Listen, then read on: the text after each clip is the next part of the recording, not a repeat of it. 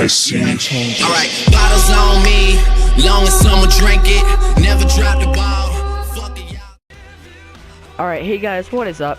Today I'm going to be talking about the Colorado Avalanche and all the drama between the team, the management, the players, the coaching staff, all of it, because right now everything in Colorado is a little bit of a mess. So, you know, it's a little bit hectic and crazy for the team, but I think in the end everything will, sort itself out. I mean, they're rebuilding, so that's a good sign. And yeah, so alright, so let's talk about the Colorado Avalanche. So today they signed Nail Yakupov to a 1-year deal, one-way contract worth $875,000.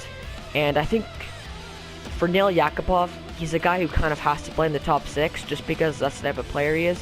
If he were to play in the bottom 6, I don't think he'd be very, very effective on a team.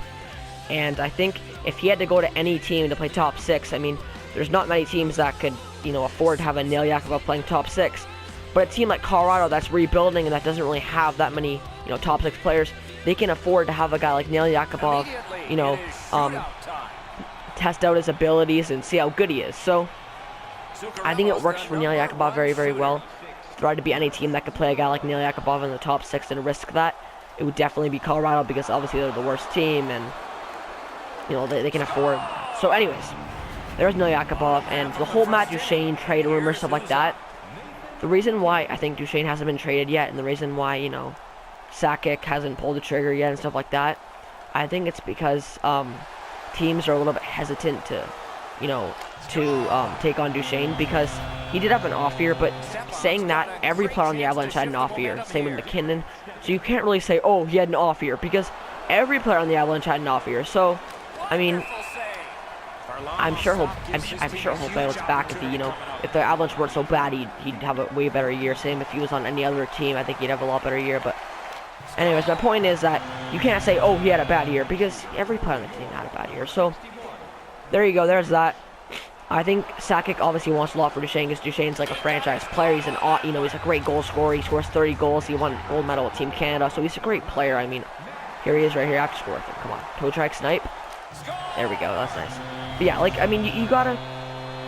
He's a great player, so Sakic wants to make sure he gets good pieces for Duchene, because if not, why are you trading Duchene? So yeah, so Sakic's waiting for the right move, but I think if he doesn't pull the trigger soon, he's gonna end up losing out on deals that he would have gotten right now. So, there's that. I think teams obviously are hesitant to take on Duchene, because they're a little bit, worried about with what happened this year, and they're a little bit worried that he might regress, or they might worry that he's not up to what he used to be able to play at, like a level they used to play at.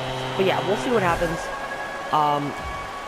With Joe Sakic, I mean, it's not all his fault, but I don't understand what he's doing trading for Colin Wilson. I mean, I understand he doesn't want the team to be absolutely horrible, but he's taking away ice time from, other players on the team. So I don't really understand it.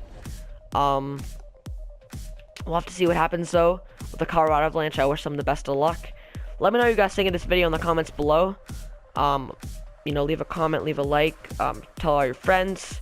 Let me know what you think about the Avalanche. If you're an Avalanche fan, let me know what you think of the situation. And thank you for watching. I'll talk to you guys next time.